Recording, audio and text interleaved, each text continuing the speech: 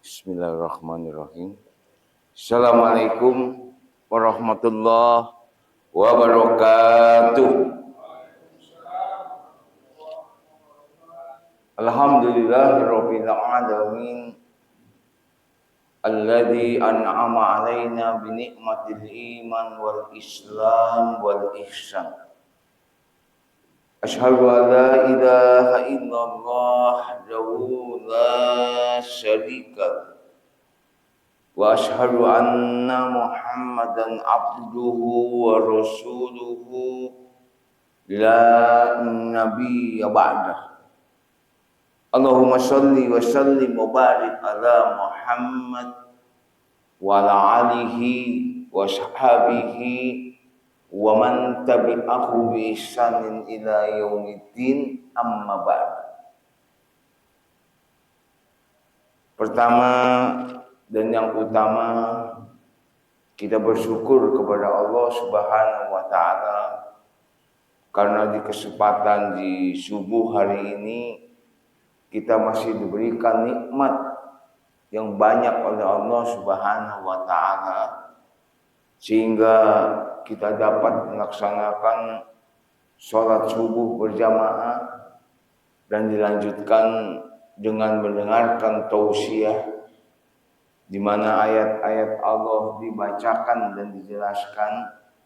Mudah-mudahan ini sebagai bagian dari nikmat Allah Subhanahu wa taala yang harus kita syukuri. Betapa banyaknya orang yang pada malam hari ini sudah bangun. Mereka sudah melakukan aktivitas-aktivitas, namun lebih banyak melakukan aktivitas dunia daripada akhiratnya. Mereka diberi kesempatan untuk bangun tengah malam, tapi Allah tidak memberikan kesempatan untuk melaksanakan ibadah.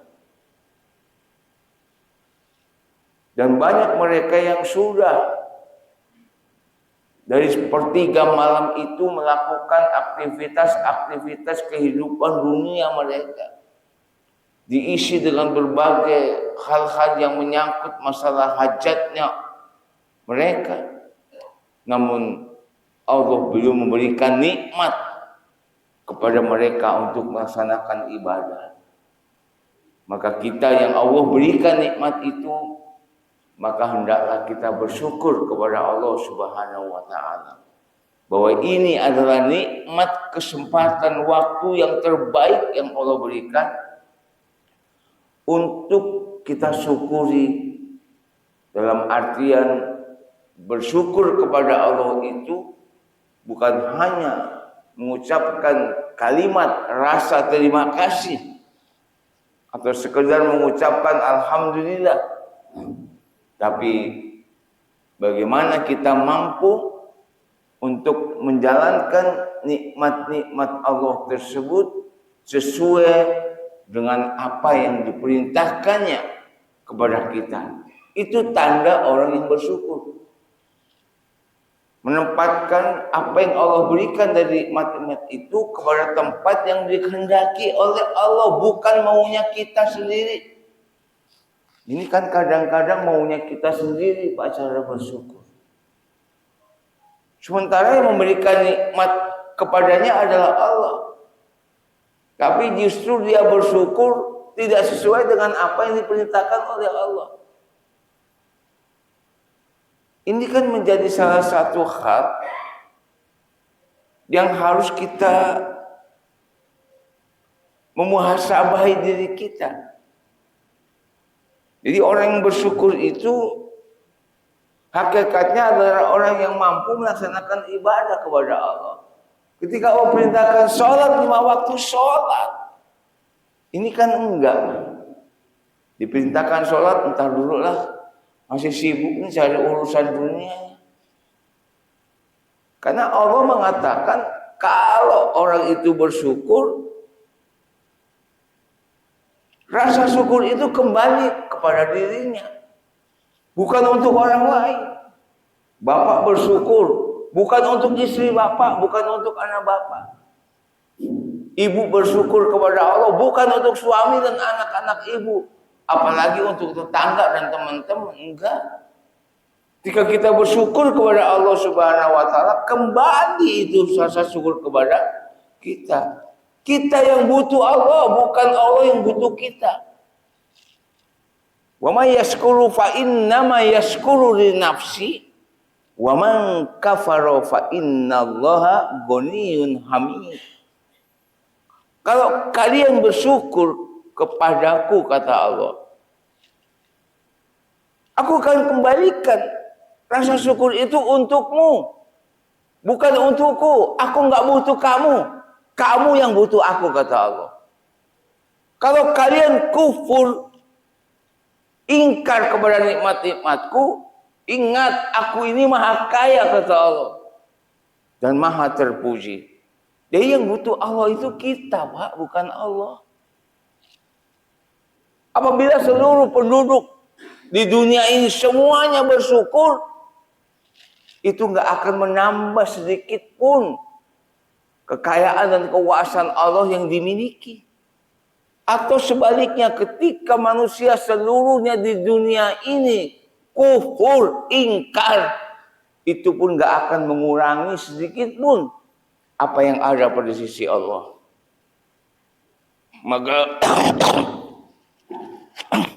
Maka kita bersyukur kepada Allah Subhanahu wa taala. Hakikatnya rasa syukur itu, nikmat itu dikembalikan kepada kita. Tapi kalau kita kufur, maka pasti akan merasakan bagaimana azab yang sangat pedih yang akan kita terima ketika orang itu tidak pernah bersyukur kepada Allah Subhanahu wa taala.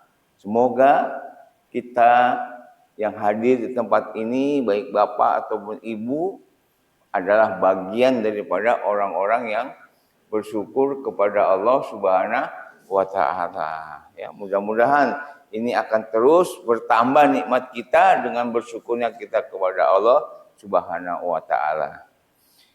Bapak Ibu hadirin yang dimuliakan Allah Subhanahu wa taala.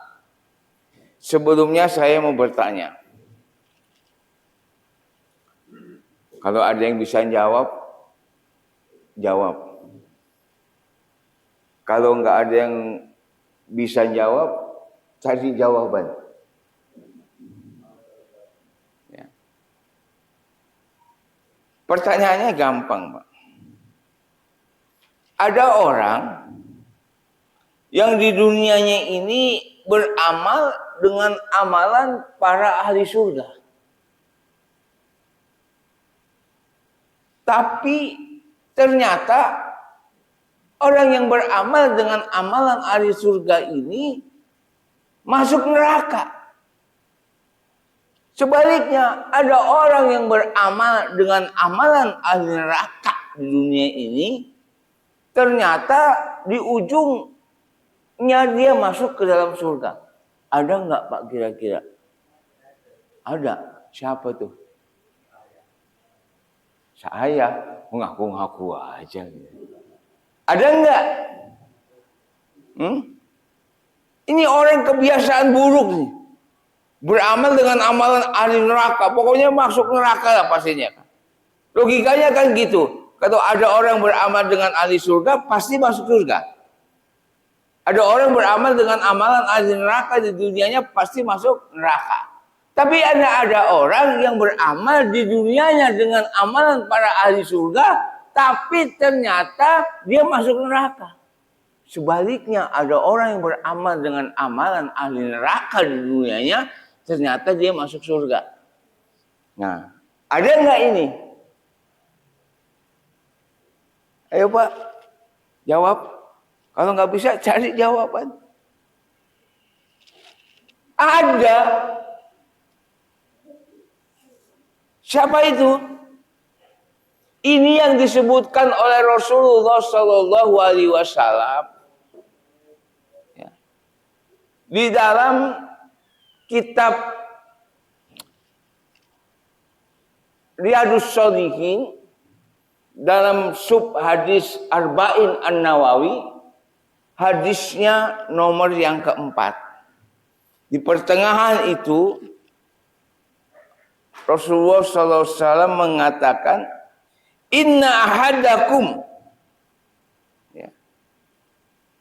la ya'lamu bi amali ahli jannah hatta ma yakunu bainahu wa bainaha illa zira'un.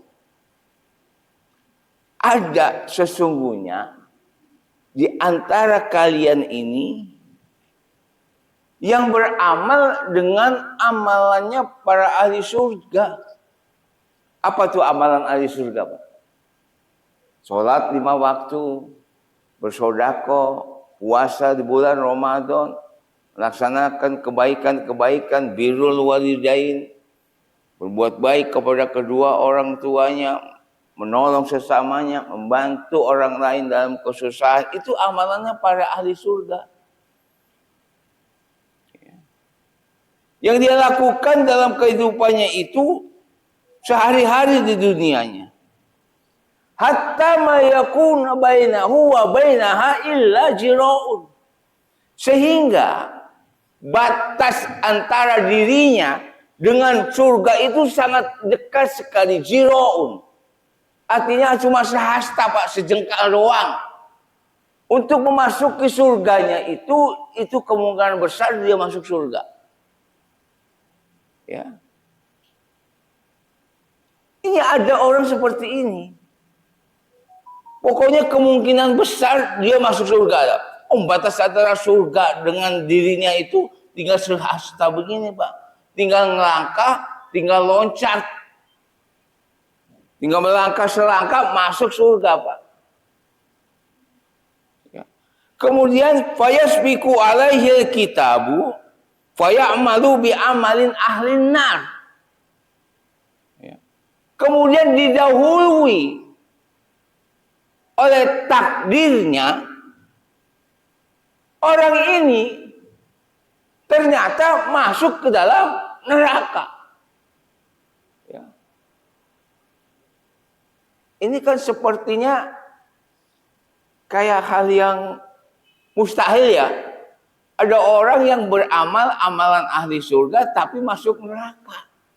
Harusnya ketika dia beramal dengan amalan ahli surga, dia masuk surga. Ini ada orang yang kata Rasulullah SAW yang beramal dengan amalan ahli surga, tapi dia masuk neraka didahului oleh takdirnya. Fayadkhuluha, dia dimasukkan ke dalam neraka. Ada yang sebaliknya, Pak.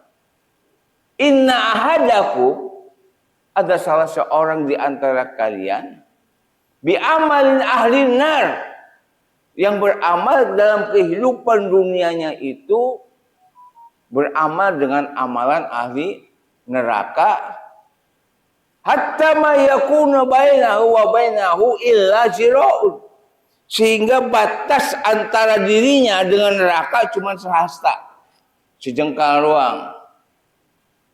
Ya. Fayasbiqu alaihi alkitab, kemudian ditetapkan oleh Allah takdirnya bi amalin ahlin jannah, beramal dengan amalan ahli surga. Ya, amalan ahli neraka tuh Masya Allah ya, banyak kan, Pak. Gak sholat 5 waktu itu amalan ahli neraka. Ya, durhaka kepada orang tua, amalin ahli neraka. Orang yang korupsi, amalan ahli neraka. Orang yang zolim, amalan ahli neraka. Orang yang fasik, amalan ahli neraka. Itu amalannya para ahli neraka. Ya. Berbuat kerusakan-kerusakan, itu amalan ahli neraka. Berbuat zina, itu amalannya para ahli neraka. Tapi didahului oleh takdirnya, di penghujung kehidupannya dia masuk ke dalam surga. Padahal di duanya itu beramal ahli neraka. Ya. Nah, hadis ini terkait atau asbabul khurus. Ya, kalau Al-Quran kan ashabul nuzul, sebab-sebab turunnya Quran. Kalau ini ashabul khurus. Kalau hadis itu ashabul khurus. Ya, artinya sebab-sebab kenapa itu terjadi. Nah, hadis ini menceritakan tentang dua orang sahabat Rasulullah SAW. Yang pertama adalah Kusman. Bapak kenal Kusman enggak? Bukan Usman ya, Kusman. Pernah cerita tentang ini Pak, sejarahnya Kusman? Belum pernah dengar, kasihan banget deh. Ngaji tiap hari kagak pernah dengar ini. Baca buku tiap hari, pegang HP tiap hari, nggak pernah itu. Yang dipegang HP-nya apa? Statusnya Masya Allah tentang dunia semua. Manfaatkan HP ini untuk mencari-cari tentang ilmu-ilmu yang bisa kita dapatkan. Ini HP dipakai buat yang Masya Allah nggak karuan gitu kan. Ntar ada tanggung jawabnya itu. Ya. Orangnya masuk neraka, HP-nya masuk surga ntar. Ya. Iya. Ini Kusman, ini sahabat Rasulullah, merupakan sahabat yang awal juga masuk Islam ya Pak. Termasuk as-sabiquna awalun. Kusman ini. Nah, Kusman ini di kalangan para sahabat terkenal Pak. Ya, terkenal dengan amalannya ahli surga Pak. Sering membantu orang, sering bersedekah, sering melaksanakan apapun yang diperintahkan Rasulullah SAW, kemudian sering membantu, sering bersedekah dan sebagainya. Pokoknya tak ada amalan surga yang lewat dari dirinya setiap hari dia kerjakan. Sehingga para sahabat-sahabat itu mengatakan kepada Kusman bahwa dia itu adalah ahli surga. Sebagai ahlul jannah. Ya. Kalau dilihat secara kasat mata Pak ya, secara johiriahnya itu, dia melakukan amalan-amalan ahli surga itu. Sehingga sahabat mengatakan, oh Kusman itu ahli surga. Dan ini didengar oleh Rasulullah SAW. Kemudian Rasulullah mendengar orang berbincang tentang Kusman, lantas Rasulullah mengatakan, la wa huwa Kusmanu finnar. Sungguhnya Kusman itu kata Rasulullah dalam neraka. Sahabat terkejut Pak, hampir nggak percaya. Padahal selama ini kasat mata mereka melihat Kusman itu orang yang soleh, yang melakukan amalan-amalan ahli surga. Tapi ternyata Rasulullah berkata berbeda dengan mereka. La wa huwa Kusmanu finnar. Sungguhnya Kusman itu ada dalam neraka. Sahabat yang penasaran tadi akhirnya mengikuti Pak kemana Kusman itu pergi. Hingga ia ingin melihat amalan apa ya yang menyebabkan Kusman itu masuk neraka. Maka diikutilah kemana Kusman itu pergi untuk cari tahu Pak. Karena sahabat itu penasaran. Sementara mereka nggak lihat ada celah sedikit cacat daripada Kusman itu kalau dia ahli neraka. Akhirnya dalam satu peperangan Uhud, Pak. Ya. Dalam satu peperangan Uhud, sahabat yang tadi mengikutinya ikut berperang, Pak. Makanya Kusman pun sudah siap siaga, Pak. Dengan gagah beraninya, jihad fisabilillahnya, sampai dia berhasil membunuh kurang lebih 8 orang kaum musyrikin atau kafirin. Ya. Tapi, Masya Allah, pertempuran sudah berlangsung dari pagi hingga sore hari. Di jeda istirahat bertempur lagi. Dan akhirnya Kusman pun terkena sabetan pedang, tertancap anak panah, tertusuk tombak. Sehingga luka-lukanya banyak. Dan ia pun tersungkur. Setelah sahabat-sahabat selesai perang, mengumpulkan mereka-mereka yang mati syahid pada saat itu. Kemudian ada yang luka-luka. Dan mereka menemukan Kusman pingsan dalam keadaan badannya ini penuh dengan luka senjata tajam. Hingga akhirnya peperangan usai, dibawalah Kusman, kemudian dirawat Kusman itu. Namun ditunggu-tunggu 1 bulan berlalu, 2 bulan berlalu, 3 bulan berlalu. Luka-luka Kusman ini bukan semakin baik, malah tambah parah, Pak. Banyak di antara bekas luka-lukanya itu yang membusuk. Sehingga Kusman menjadi putus asa. Putus asa, Pak, beliau ini. Hingga akhirnya dia mengambil pedang yang dipergunakan untuk membunuh orang-orang musyrikin itu. Kemudian dia pergi ke satu tempat, kemudian ujung pedangnya itu, gagangnya ditaruh di tanah, ujung pedangnya ke atas ditempelkan di dadanya. Akhirnya dia pun membunuh diri sendiri dengan pedangnya karena putus asa. Wala tayasu min rohillah, innahu la ya'asu min rohillah ilal qaumil kafirin. Jangan kalian berputus asa, Pak. Karena orang yang berputus asa dari rahmatnya Allah itu melainkan hanya orang-orang kafir. Kalau kita sering berputus asa, apalagi sekarang kehidupan kita ini sudah Masya Allah, Pak. Udah semakin susah, Pak. Dagang udah semakin nggak laku. Pedagang-pedagang yang pada mengeluh, pembelinya jarang. Sementara dia harus mendapatkan sekian rupiah. Banyak orang-orang kemudian di PHK, banyak orang-orang yang mengalami susah sampai saat ini. Maka Allah melarang bagi mereka-mereka yang dalam kesusahan untuk putus asa. Ya. Putus asa itu sifat orang kafir. Ya. Kusman begitu. Akhirnya ketika dia menancapkan pedang di dadanya, dilihat, Pak, sama siapa? Orang yang mengikuti tadi. Dilihat langsung olehnya. Oh, ternyata benar katanya.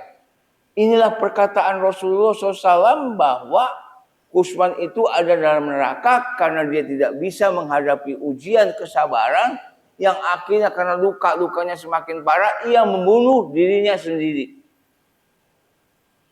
Ya, akhirnya dia datangi Rasulullah SAW, mencari Rasulullah SAW untuk mengabarkan.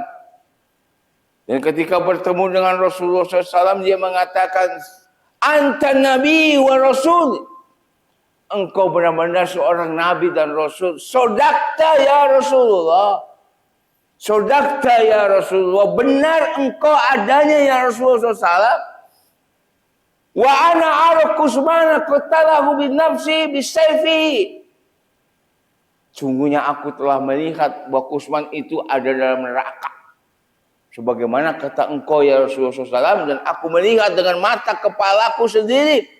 Dia membunuh dirinya sendiri dengan pedangnya. Masya Allah. Orang yang tadinya itu beramal ahli surga, ternyata ujung-ujung hidupnya, Pak, masuk neraka. Jadi Bapak jangan bergembira ria dulu dengan sholat Bapak yang Bapak lakukan. Dengan sodako Bapak yang Bapak serahkan. Ibu jangan bergembira dulu menganggap dirinya sebagai ahli surga karena sudah beramal. Ya. Sholatnya 5 waktu, ditambah tahajud, ditambah duha dan sholat-sholat nafilah lainnya. Ya. Sampai jidatnya pada hitam semua. Ya. Belum tentu orang itu masuk surga. Ya. Belum tentu orang itu mendapatkan surga Allah Subhanahu wa taala kayak Kusman. Ya, sehingga hadis itu menceritakan tentang Kusman. Orang yang hidupnya dalam keadaan beramal soleh, tapi matinya akhirnya apa? Bunuh diri, masuk neraka. Ini artinya apa? Orang hidup di dunia itu tidak dilihat di awal. Tidak dilihat di tengah. Tapi orang hidup itu ditentukan di akhir hidupnya. Apakah dia dalam keadaan husnul khotimah atau su'ul khotimah. Jadi jangan merasa dulu bangga, Pak. Dengan amalan yang dia perbuat. Karena belum tentu, Pak, orang itu masuk surga. Walaupun dia beramal dengan amalan ahli surga. Dipandang, dilihat hatinya dulu seperti apa. Niatnya dia beramal itu seperti apa. Nah, itu terkait dengan orang beramal dengan ahli surga tapi masuk neraka. Ya. Ini ada yang terkait dengan orang yang beramal dengan ahli neraka di dunianya. Ternyata dia masuk surga. Ini terkait dengan salah seorang sahabat yang bernama Usairim bin Abdul Asal. Ya. Usairim bin Abdul Asal. Usairim bin Abdul Asal ini menjadi orang yang dikatakan dia musuh besar Islam, Pak. Musuh paling utama Islam. Di mana ketika para sahabat-sahabat Rasulullah bertemu dengan dia, ini nggak akan pernah lewat daripada cacian daripada Usairim bin Abdul Asal.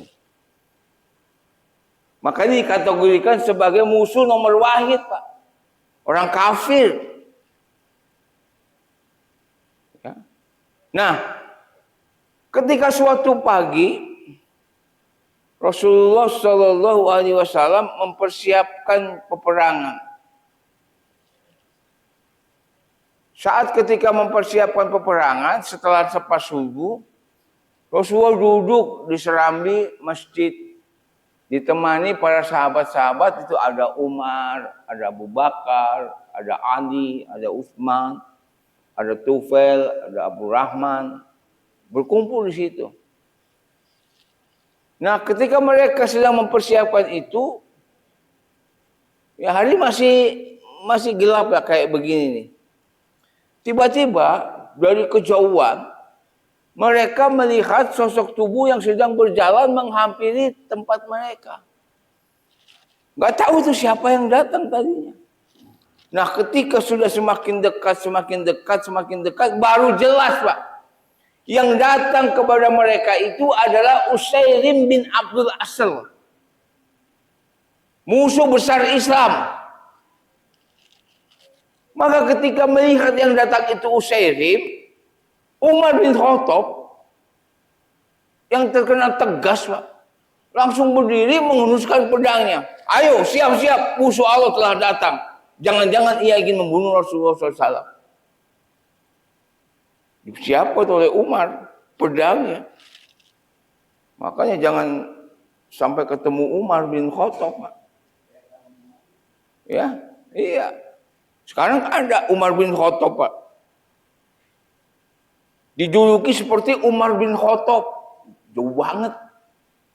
Siapa tuh? Jokowi. Dijuluki seperti mirip Umar bin Khattab. Jauh panggang daripada api. Umar bin Khattab siapa? JKW siapa? Enak aja orang itu ngasih julukan. Itu penjilat tuh, Pak. Mulutnya harusnya dijahit tuh. Ya. Ada juga menyamakan presiden kita dengan Nabi Ibrahim alaihissalam. Jauh. Nabi Ibrahim pernah dibakar api, nggak mempan. Lu pernah nggak dibakar api? Coba. Ini kadang-kadang manusia itu, Masya Allah. Akhirnya ketika Umar berdiri, ayo siap-siap. Musuh Allah dia datang. Jangan-jangan dia ingin membunuh Rasulullah SAW. Rasulullah yang dari tadi memperhatikan, ternyata itu adalah Usairim bin Abdul Asal, Pak. Ternyata nggak bereaksi apa-apa, Pak. Padahal itu musuh besar Islam ya. Dia datang, biarkan dia ke sini, kata Rasulullah SAW. Ya Umar, malam, ijlis anta, ijlis, duduk Umar. Tenang, nggak usah gugup, kata Rasulullah SAW. Duduk lagi. Kira Umar pun duduk, Usairim pun datang kepada Rasulullah SAW. Sampai ketika mendekat, Rasulullah bertanya, hei Usairim, Apa maksud kedatanganmu pagi buta ini menemuiku di sini? Padahal dia musuh Allah tuh kan. Sahabat kan masih ketar-ketir, Pak. Jangan-jangan dia berusaha membunuh Rasulullah SAW. Akhirnya apa, Pak? Usairim bin Abdul Asafur mengatakan kepada Rasulullah SAW, "Ya Rasulullah," kaget sahabat, Pak. Selama ini nggak pernah itu Usairim mengatakan dengan menyebut Rasulullah. Paling dia panggil Muhammad saja. Nama orang kafir, musuh besar Islam nggak mengakui akan adanya Rasul. Pas ketika dia mengatakan, "Ya Rasulullah," sahabat kaget semua, Pak. Tumben-tumbenan nih orang. Manggil Rasulullah SAW. Biasanya Muhammad. Padahal dia besar. Suka mencaci Rasulullah. Dengan syair-syairnya. Menyakiti para sahabat. Masya Allah, luar biasa. Kejamnya dia itu. Kenapa? Rasulullah SAW sebelum kedatangan Usairim, tadi malam itu diberikan wahyu oleh Allah Subhanahu wa taala melalui malaikat Jibril mengatakan besok pagi setelah lepas subuh ada orang yang memusuhimu datang ingin masuk Islam. Rasulullah udah tahu, Pak. Sehingga Rasulullah nggak gugup, Rasulullah nggak panik, nggak apa dan sebagainya. Tenang saja Rasulullah. Umar yang nggak tahu panik. Biasanya orang nggak tahu itu panik, Pak. Ya, biasanya kan orang yang nggak tahu itu ada kejadian apa panik, Pak. Tapi kalau orang yang tahu, Masya Allah. Ya. Ini kan nih, cerita nih, sedikit nih. Ada satu kecelakaan nih. Ya, di jalan raya. Ya. Yang ditabrak itu monyet, Pak. Ditabrak monyet, orang-orang berkumpul kan. Nggak kelihatan tuh monyet yang ditabrak. Ya. Akhirnya ada seorang yang datang karena nggak tahu kejadiannya, Pak. Minggir, minggir. Saya mau lihat. Mungkin itu bapak saya yang tertabrak. Monyet dikatin bapaknya. Akhirnya dikasih lewat, Pak. Dibukain jalan. Ternyata yang ditabrak monyet. Dia udah ngaku-ngaku. Bapaknya yang ketabrak. Ini karena apa? Nggak lihat masalah. Makanya kalau orang nggak tahu masalah itu kadang-kadang panik, Pak. Ya. Rasulullah diberikan wahyu, mimpi oleh malaikat Jibril dari Allah Subhanahu wa taala.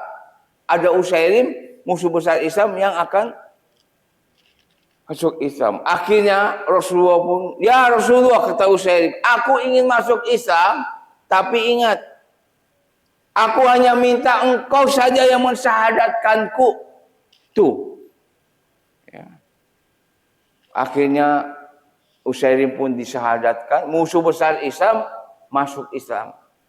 Bersyahadat, kemudian oleh Rasulullah SAW disuruh pulang kembali. Usairim, sekarang kau pulang kembali, mandi janabat. Ya.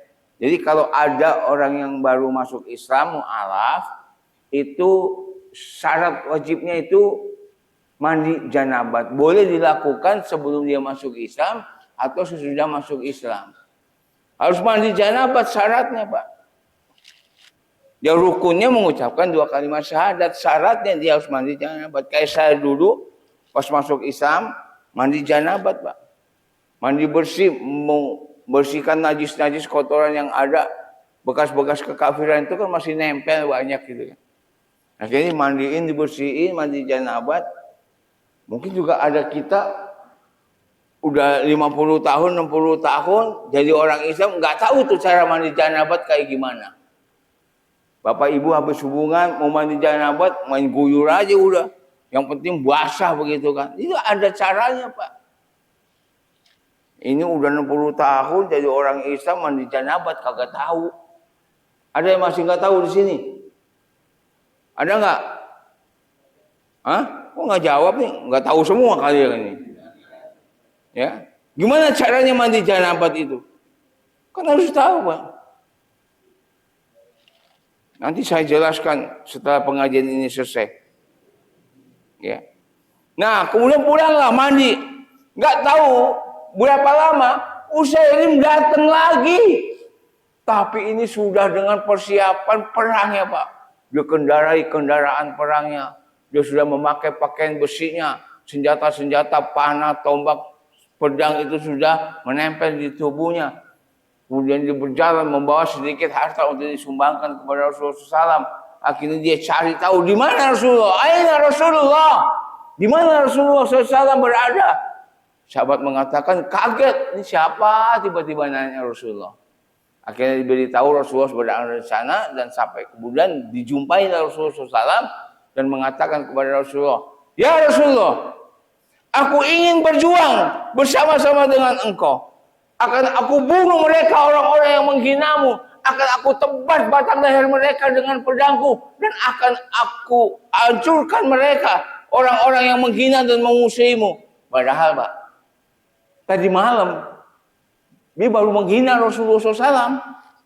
Paginya dia pembela Rasulullah SAW. Hebat gak tuh Pak? Tadi malam dia menghina Rasulullah SAW. Paginya sudah menjadi pembela Rasulullah SAW. Dan izinkan aku ikut berperang. Diizinkanlah ikut berperang si Usairim ini. Sampai akhirnya perang terjadi berkecamuk. Dari pagi hingga siang hari. Akhirnya berhenti sejenak. Diteruskan lagi sampai sore hari. Akhirnya sahabat-sahabat mengumpulkan siapa-siapa mereka yang luka dan mati syahid. Dari kejauhan Pak, mereka melihat ada sosok tubuh yang sedang terkapar. Dalam keadaan tubuhnya penuh dengan darah. Yang akhirnya apa? Ketika dibalikkan tubuhnya, ternyata itu Usairim bin Abdul Asal udah mati syahid. Usairim yang tadinya musuh Islam baru masuk Islam udah mati syahid. Akhirnya apa Pak? Dikabarkan kepada Rasulullah SAW, salah satu di antara orang-orang yang mati syahid adalah Usairim yang baru tadi pagi diislamkan Rasulullah SAW. Ketika mendengar itu, Rasulullah tersenyum Pak. Dan mengatakan kepada sahabat-sahabat yang lainnya, Usairim bin Abdul Asal dakhalal jannah. Usairim bin Abdul Asal masuk surga. Padahal apa Pak? Usairim belum sholat, belum baca Quran. Usairim belum sedekah, belum melaksanakan ibadah apa-apa. Paginya masuk Islam, sore harinya mati syahid, masuk surga langsung. Coba siapa yang gak suka Pak kayak begitu Pak? Siapa yang gak senang? Jadi apa? Dua orang tadi diceritakan oleh Rasulullah SAW terkait dengan hadis itu bisa dilihat Pak. Jadi orang itu beramal bukan ditentukan di awal, bukan ditentukan di pertengahannya, tapi ditentukan di akhir hidupnya. Contoh, Kusman, amalan surga dilakukan, tapi ternyata ujungnya masuk neraka. Usairim, amalannya nggak bagus Pak, amalan ahli neraka, tapi ujungnya masuk surga. Mau pilih yang mana Pak? Mau pilih yang mana Pak? Mau beramal ahli surga masuk neraka atau beramal dengan amalan ahli neraka masuk surga? Mau pilih yang mana di antara dua itu? Amalan surga masuk surga, nggak ada pilihannya itu. Ya. Beramal dengan amalan ahli surga ya tentu kita mengharapkan masuk surga, tapi saya tanya nggak ada pilihannya itu. Ya. Inilah yang dikatakan beramal dengan amalan ahli surga tapi masuk neraka, beramal dengan amalan ahli neraka masuk surga. Artinya orang-orang yang ketika hidup di dunia ini jangan kemudian mengatakan bahwa di awal dia beramal, di tengah dia beramal itu sudah bisa memasukkan diri surga. Bukan itu.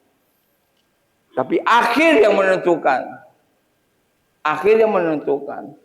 Ya, Rasulullah SAW akhirnya Masya Allah. Itulah sahabat Rasulullah SAW yang dikatakan Rasulullah SAW itu adalah ada orang yang nggak pernah sholat. Ya, ada orang yang pernah sholat, nggak pernah bersedekah. Tetapi orang itu masuk surga. Itu yang dimaksud Rasulullah, itulah Usairim bin Abdul Asal tadi. Jadi amalan kita ini Pak, walaupun ya saya katakan, amalan seseorang itu, ilmu seseorang itu secara langsung tidak bisa menempatkan orang itu masuk surga.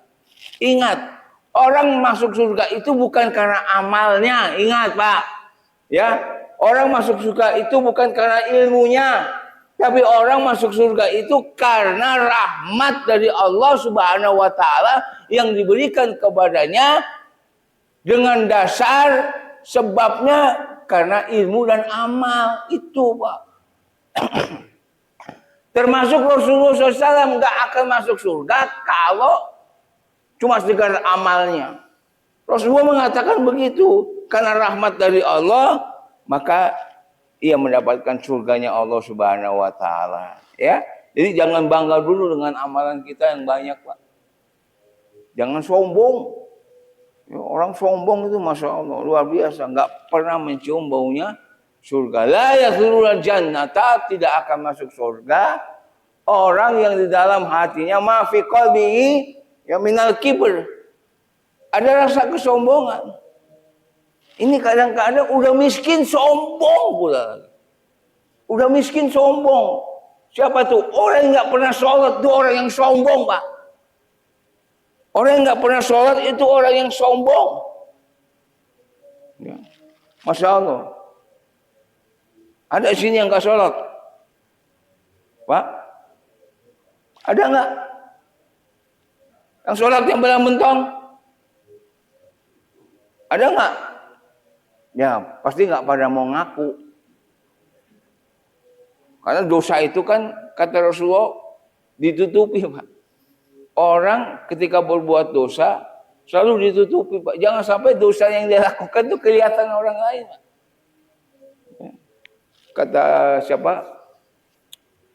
Ulama yang terkenal itu mengatakan bahwasanya dia akan menutupi dosa-dosanya. Abdullah bin Mubarak itu mengatakan bahwa dosa yang diperbuat oleh manusia itu wa yursijulla itsmanuha, dia akan mewarisi kehinaan, Pak. Berusaha untuk menutupi agar dosa yang dilakukan itu tidak ketahuan orang.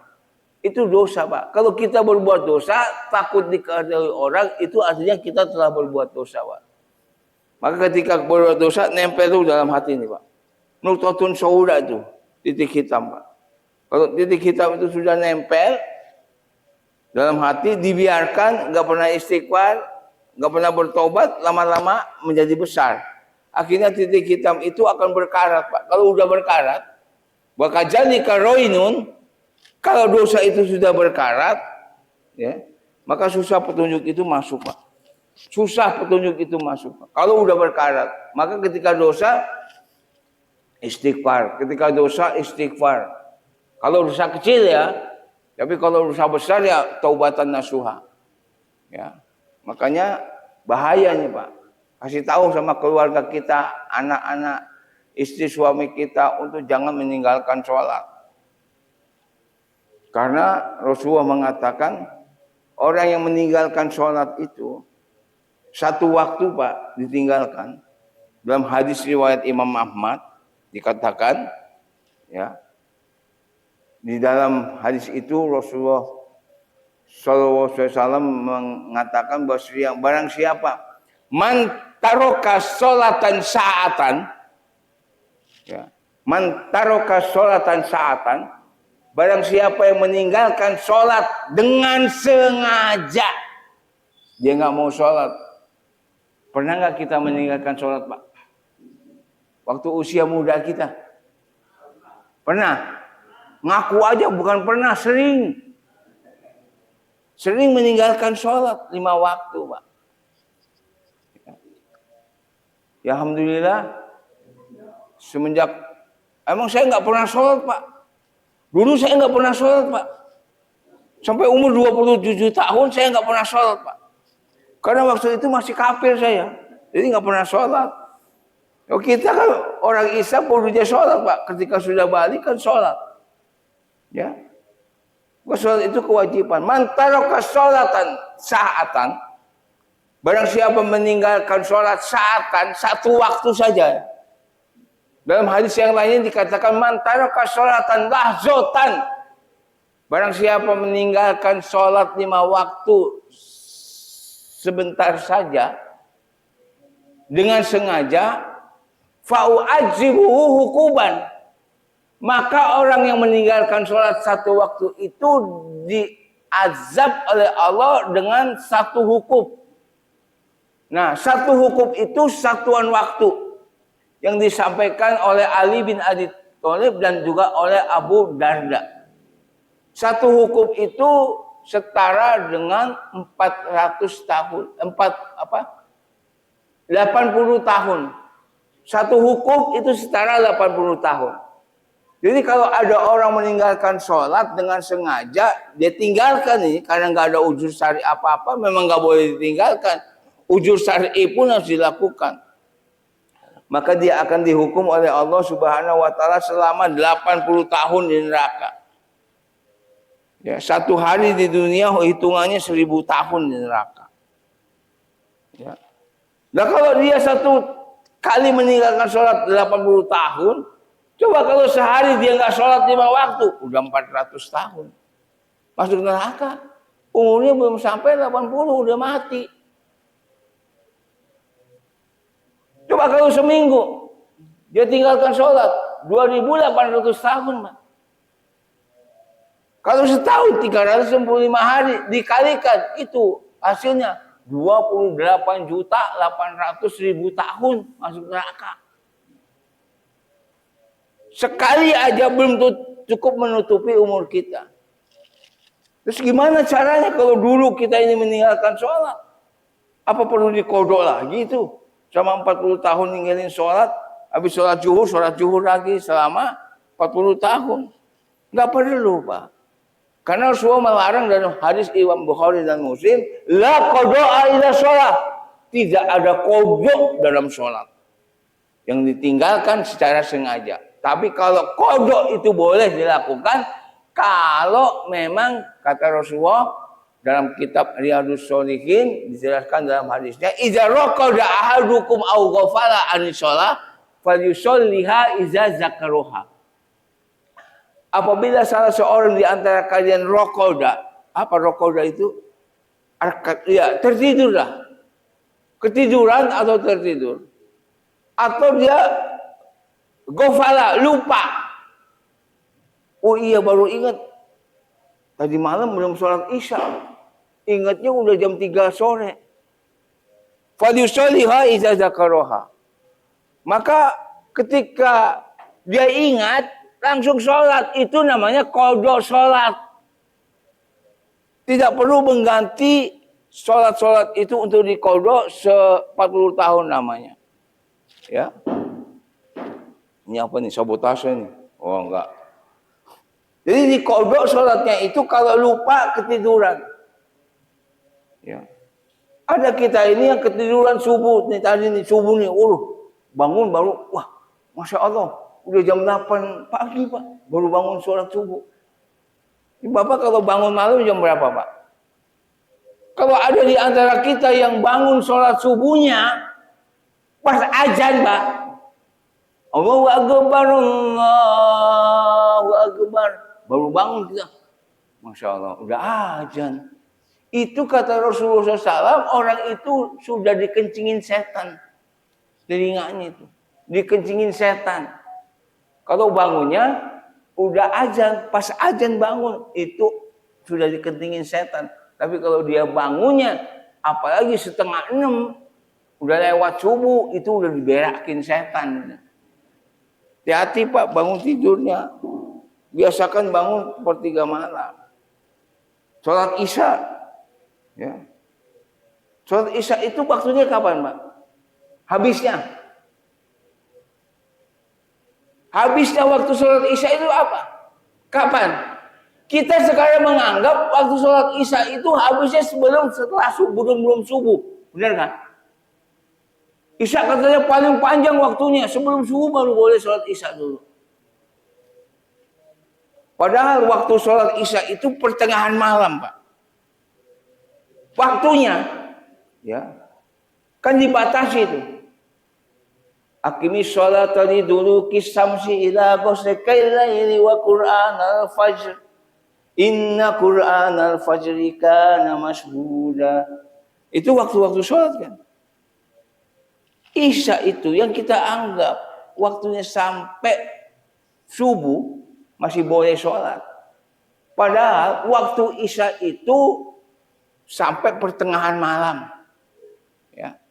Kapan pertengahan malam itu? Dari maghrib sampai ke subuh, hitung 12 jam. Ya. Waktu pertengahan malam kapan?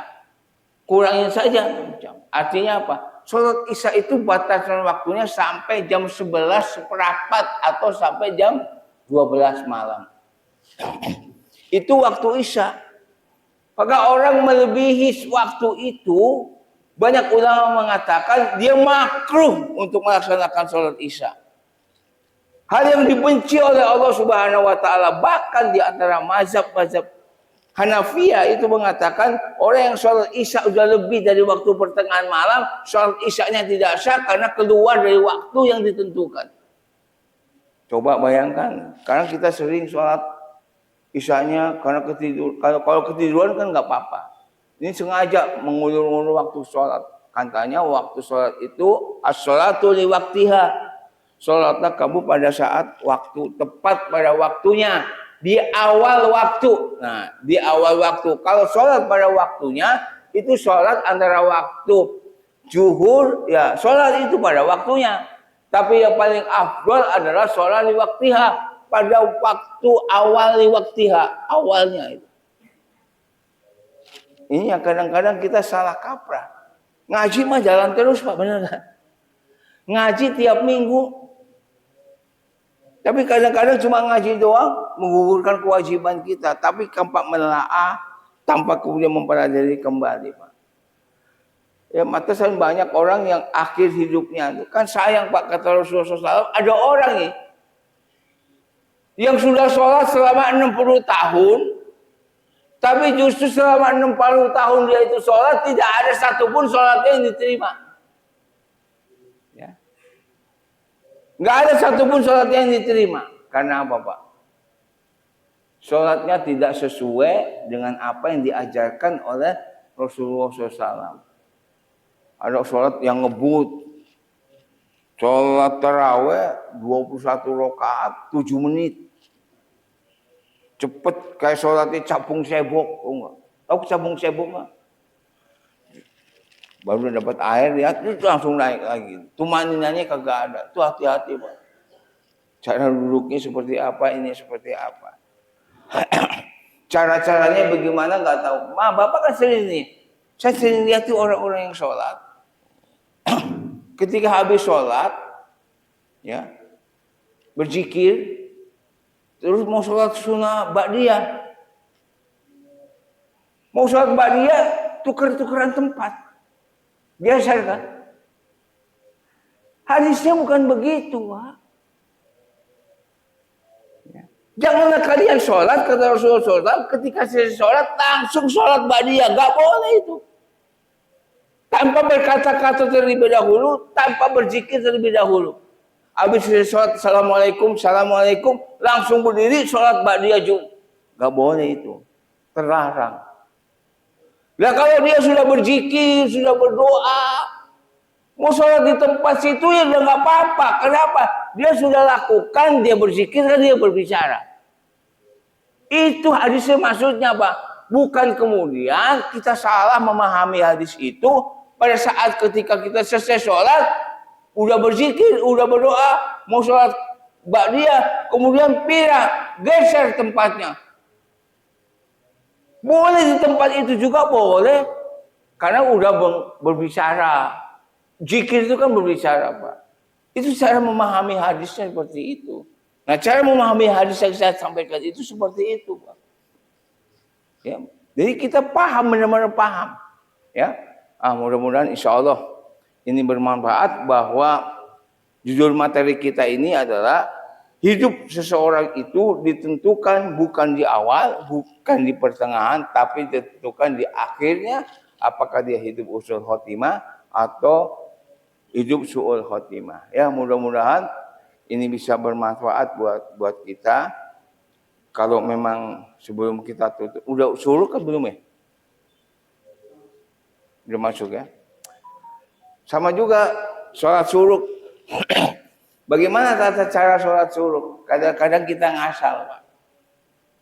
Sholat suruk itu adalah sholat intizar namanya. Sholat yang ditunggu. Ya. Jadi ketika selesai sudah subuh, kalau mau niatkan sholat suruh, dia harus itikaf dulu Pak. Menunggu sholat matahari terbit. Mengisi dengan baca Quran, taklim, mengisi dengan zikir, yang mengisi dengan doa dan sebagainya. Artinya sewaktu kita menunggu terbit matahari, ada harus kegiatan-kegiatan ibadah yang kita lakukan. Karena tidak ada aturannya orang habis sholat subuh, pulang ke rumah, beres-beres rumah, bersihin mobil, nyapu-nyapu halaman, atau minum kopi sama makan roti, ya. Kemudian tiba-tiba suruh udah datang, dia sholat. Nggak ada. Falaisa minhu min sholatihi. Nggak ada diterima sholat suruhnya kalau begitu Pak. Kalau ibu-ibu sholatnya di rumah, tunggu sampai matahari terbit, berzikir apa. Jangan disambil sama cuci piring, sama cuci pakaian. Tunggu sampai itu suruh datang, suruh tiba muncul. Baru itu namanya sholat suruh, karena pahalanya besar Pak. Semisal pahala haji dan umroh. Ini tata caranya suruh begitu. Jangan kemudian dari masjid pulang ke rumah, sampai rumah kemudian bersih-bersih dulu apa-apa, tiba-tiba suruh langsung sholat. Nggak ada aturannya begitu. Sholat suruh itu sholat yang ditunggu. Seperti sholat intizar ketika menunggu imam datang, khotib datang. Sholat intizar. Lakukan itu. Ini kadang-kadang salah pemahaman kita. Falaisa minhu min sholatihi. Nggak akan ada pahala daripada sholat itu kalau melakukan cara seperti itu. Ya, mudah-mudahan insya Allah ini manfaat buat kita. Dan mudah-mudahan Allah berikan ilmu bagi kita. Dan mudah-mudahan insya Allah juga Allah berkenan memberikan yang terbaik buat kita. Nah, sebelum saya tutup, kalau ada yang mau ditanyakan, silakan ditanyakan. Silakan Pak ditanya kalau ada yang mau ditanya. Insya Allah udah paham ya. Ya, orang dengerin itu ada dua Pak. Paham atau emang goblok. Iya, karena ada yang paham dia apa yang kita sampaikan. Cuman ada yang memang goblok banget gitu kan. Tapi insya Allah mudah-mudahan kita paham. Kalau ada yang mau ditanyakan, silakan ditanyakan. Saya nggak mau cerita tentang perjalanan hidup saya dari mulai saya orang kafir, Katolik menjadi Muslim dan sebagainya. Ya insya Allah lah. Nanti cari aja buku saya kenapa saya masuk Islam. Insya Allah. Ya. Saya sudah nulis buku banyak Pak. Tentang masalah kristologi, kristenisasi, banyak bukunya. Coba cari ada di mana ada toko buku, mungkin masih ada. Karena saya cetak banyak itu buku. Ya, cuman filenya nggak ada karena kebanjiran kemarin. Satu pun buku, cuma tinggal satu itu buku yang masih tersisa karena kena banjir waktu itu. Biasa Pak, Jakarta kan banyak banjir. Ada yang mau tanya silakan Pak, kalau mau tanya. Sambil menikmati snack apa itu? Snack, bukan ular kan? Silakan Pak dinikmati. Ibu-ibu ada yang mau bertanya?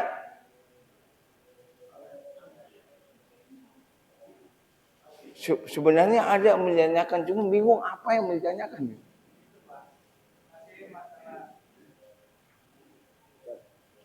Oke. Itu dan tadi yang dikatakan amal itu pada akhirnya. Apa kita ini untuk awal dan pertengahan itu tidak harus kita lakukan untuk menilai amalan kebaikan. Oh ya. Terima kasih. Ya, bukan berarti amalan di awal dan di tengah tidak dilakukan, Pak. Karena kadangkala, Pak, amalan di awal di tengah itu menentukan akhirnya. Ya. Amalan di awal dan di tengah itu menentukan akhirnya apakah dia bisa husnul khotimah atau dia bisa sebaliknya su'ul khotimah. Nah, makanya kita berbuat saja amal. Lakukan saja amal sebanyak-banyaknya kita lakukan amal.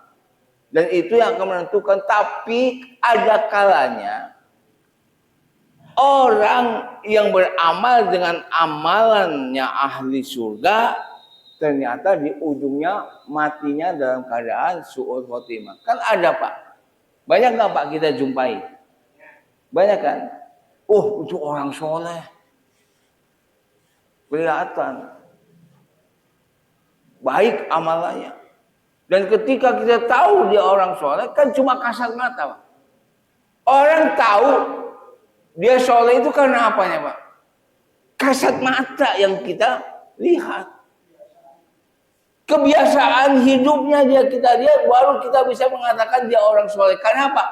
Rasulullah SAW melarang seseorang untuk menghukumi orang lain dengan hatinya Pak. Tidak boleh. Kenapa? Ketika Rasulullah SAW mendengar Usama membunuh musuhnya yang sudah ditawan, dan musuhnya itu mengucapkan 2 kalimat syahadat Pak. Ketika ingin dibunuh oleh Usama, musuhnya itu mengucapkan 2 kalimat syahadat, asyhadu alla ilaha illallah wa asyhadu anna muhammadar rasulullah. Tapi oleh Usama dibunuh juga. Akhirnya mati itu musuhnya. Rasulullah mendengar Pak. Bukan main marahnya Rasulullah kepada Usama Pak. Rasulullah marah besar kepada Usama. Kemudian dipanggil Usama, ditanya, Usama, apa yang kau lakukan terhadap musuhmu itu? Kenapa engkau membunuhnya padahal dia sudah mengucapkan 2 kalimat syahadat? Ya Rasulullah, Usama beralasan. Dia mengucapkan 2 kalimat syahadat itu karena pengen selamat saja. Karena dia ingin menghindari aku pancung. Maka dia mengucapkan 2 kalimat syahadat. Makin marah Rasulullah. Hei Usama. Sampai Rasulullah setengah berteriak. Memarahi Usama. Itu marah yang luar biasa pada Usama itu.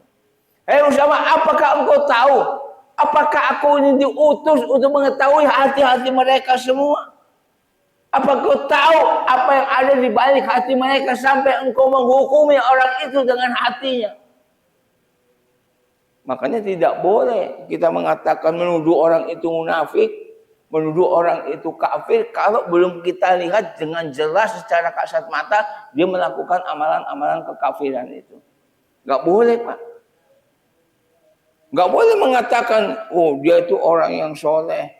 Sebelum kita melihat kebiasaan-kebiasaan. Karena orang menghukumi orang lain itu dengan johirnya yang ada pada orang itu. Baru boleh kita hukumi.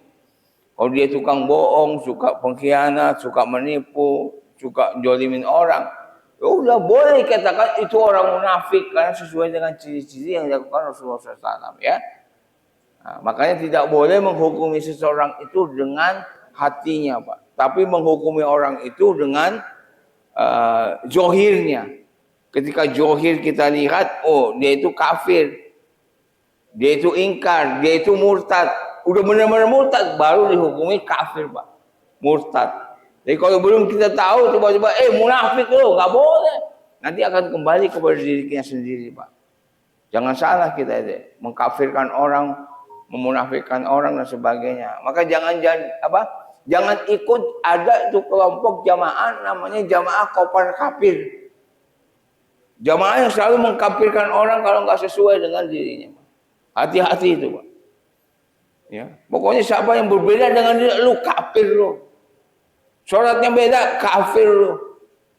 Nggak tahu masalahnya, nggak tahu ininya, main kafir-kafirin aja Pak. Ini ada sekarang. Akhirnya apa? Suaminya sendiri Pak dikafirkan. Bapak kerja di instansi pemerintah. Sekarang pemerintah ini katanya negeri kafir, orang-orang kafir. Maka saya sebagai istrinya tidak sah karena Bapak ikut bergerombol dengan orang-orang kafir. Maka hari ini juga saya cerai dengan Bapak. Masya Allah. Ini kan luar biasa Pak. Akhirnya istrinya meninggalkan suaminya yang pegawai negeri karena dianggap kafir karena ikut pemerintah. Dia menganggap pemerintah ini kafir. Togut. Ya. Masya Allah. Ini jangan sampai anak-anak kita ini terpengaruh oleh hal-hal yang demikian.